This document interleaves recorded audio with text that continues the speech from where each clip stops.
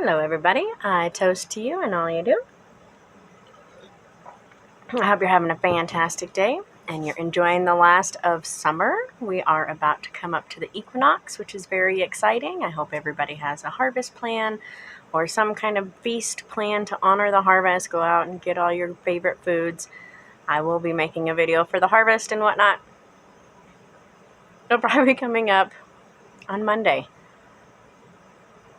I know, it happens fast. So I've got a lot going on with the harvest. I have tomatoes galore. I just made tomato sauce peppers galore. I'm pickling peppers and fermenting peppers and doing all kinds of great stuff with that. And so things are really, really busy. We're also getting ready for Pagan Pride. So I would check your local listings to see if your local Pagan Prides are happening. Some of them, we had Fort Collins Pagan Pride that did it online, but Denver Pagan Pride is going to be happening. So that's very exciting. We have a lot of these kind of festivals happening. It's that time of year, we all love fall.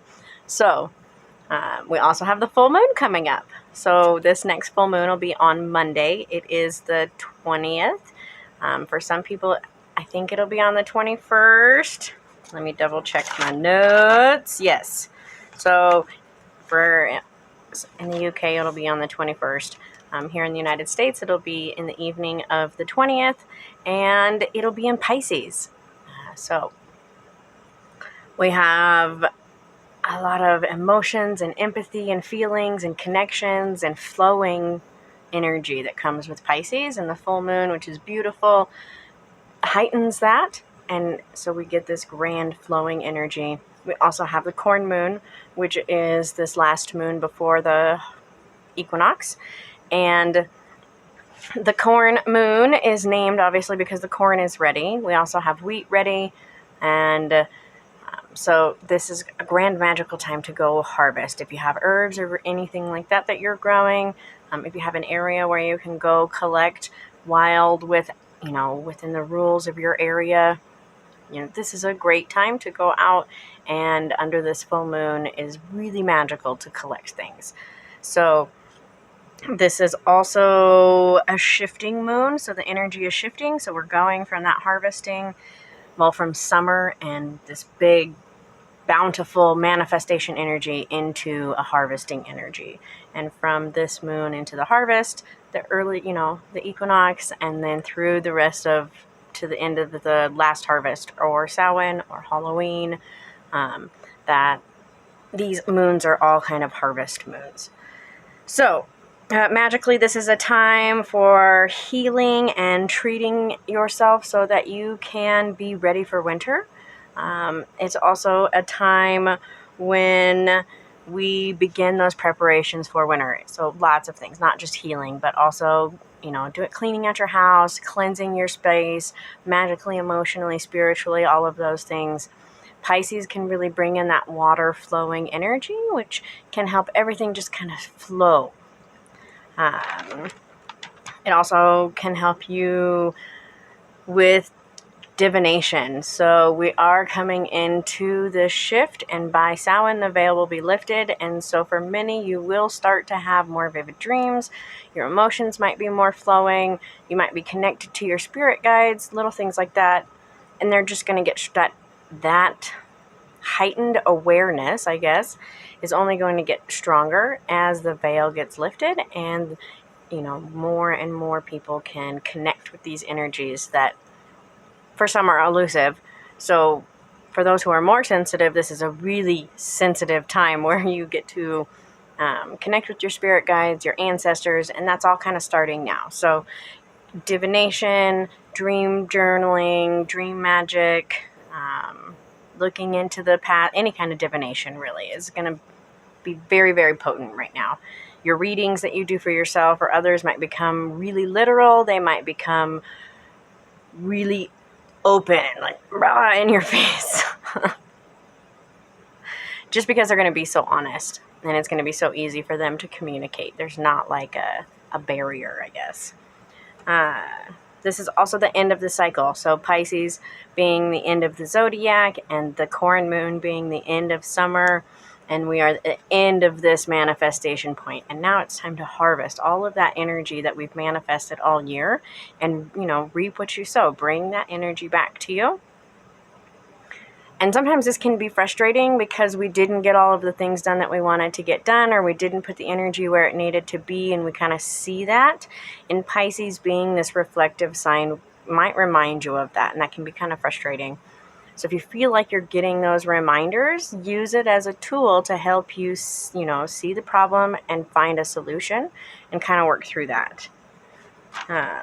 But again, we're transitioning, we're moving forward. Sometimes you just have to let go of things, even if they didn't work out and you really wanted them to. Let go of that, start something new, transition it into something different. Let's see. We had recently Mercury and Jupiter trine, right around this time. It's over the weekend, I think. So Mercury and Jupiter are trine. Mercury is square with Pluto and is also Uranus is square with Saturn. So we have a lot of squares going on, which kind of cause conflict. But really, they're going to be reminding us, like that Uranus and Saturn is highlighting social structures, and where in your life do you have this structure that's not working. So see that and rebuild that structure, figure it out. We might see more protests going on. Maybe the news will get shook up. Maybe that's the structure that needs to be shook up at this point, and then we'll be able to see some real news. Mercury being square with Pluto is going to make you think deeper about your conversations, make you a little more intense with your conversations. I've had to tell some people that I'm working with, like, you got to take a chill pill. You need to take a breath, because they are feeling that heightened emotion in their communication right now. And they're just like, hard like a dagger. And not to be mean, but that's just how they're communicating. So you got to sometimes chill, take a breath, find a nicer way to say things. Mercury and Jupiter, Jupiter's in retrograde, but still Mercury, they are trine. So that's a beneficial one. And Mercury is really highlighting Jupiter's, let's see the bigger vision, let's do the bigger thing, and let's do that. So you might feel like you have this grand idea that needs to get done. Or you might feel like this transition is really bubbling up some grand inspiration. So run with that, write it down, journal it, all of those things, so that way you have that. We also have Neptune conjunct with Pisces, which, again, we are at the end. So we have all of these things at the end of the season, the end of the cycle, the end of the zodiac. Neptune's way far out there on the end. And all of these things are going to make you feel like you've reached the end of something. It might be in a state of frustration. It might be in a state of completion. But you're going to be like, this is over. And you might feel like it's too much. You might feel like you have to do something about it. But just know that, this bubbling emotional transition into what's next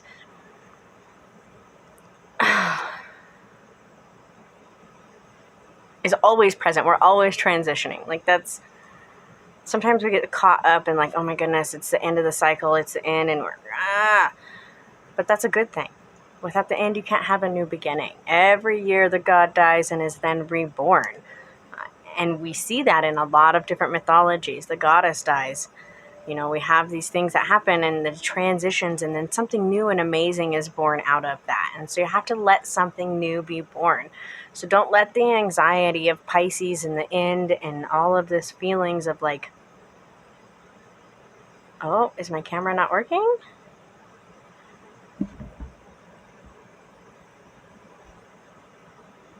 Hello? Oh, that was weird. I don't know what just happened. I guess we'll find out when we play it back.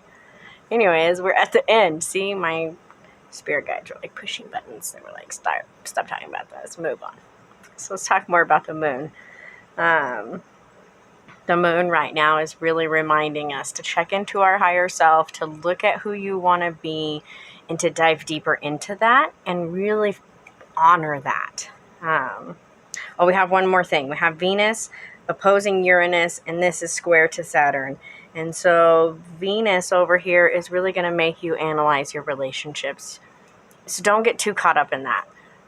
If you do have a problem in your relationship, it's really going to get highlighted. You're going to see that, and you're going to be like, oh my goodness, I have to do something about this.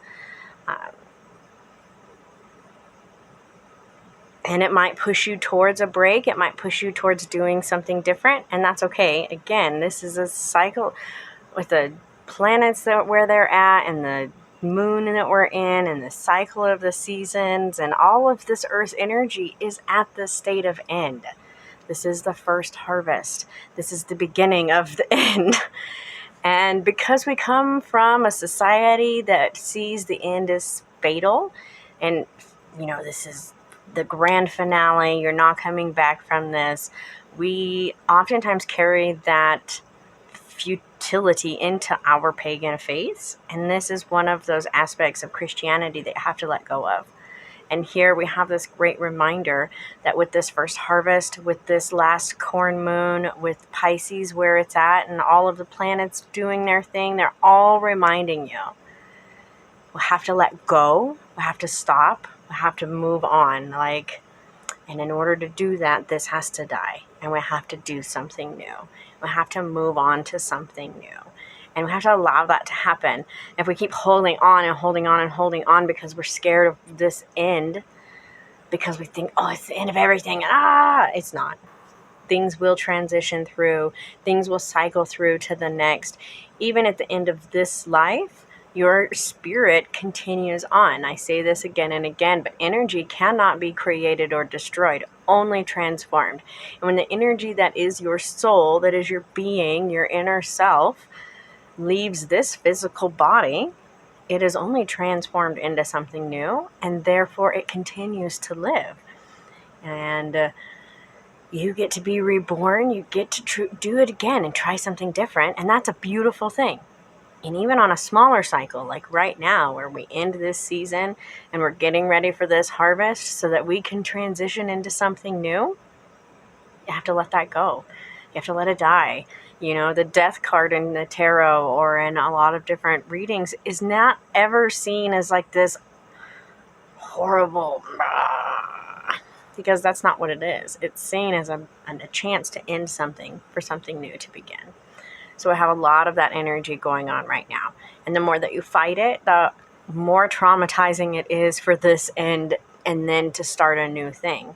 If you just take a breath and you let it happen, and you let this transition move forward, you come out the other side blessed and ready to begin something new and nurtured by the lessons that you have, fertilized by the BS that you had to deal with, and ready for something else. And so you have to let that die so that something new can happen. And so this is a great moon for that. Pisces really lends itself to that transitioning energy, to diving deeper into your feelings, to really looking at what it is that you need to fix and change and transition and how you feel about it, like really feel about it. And so under this Pisces moon is a great time to do, like I said, divination magic, to do dream magic, to do magic for transitions, to do emotional healing magic. If we all went out and meditated for 5 minutes on emotional healing and sending that energy out into the earth, it would be a beautiful thing. So I encourage you to do that. Just think about, if everybody had 5 minutes of emotional healing, what that would do for the earth. Let's see.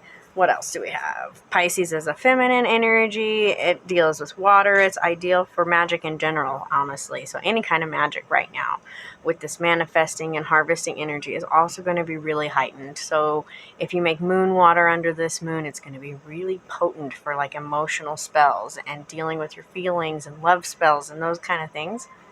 And then mental magic is another one that is really great at this time. This is also a time for empathy and showing compassion towards others. And then,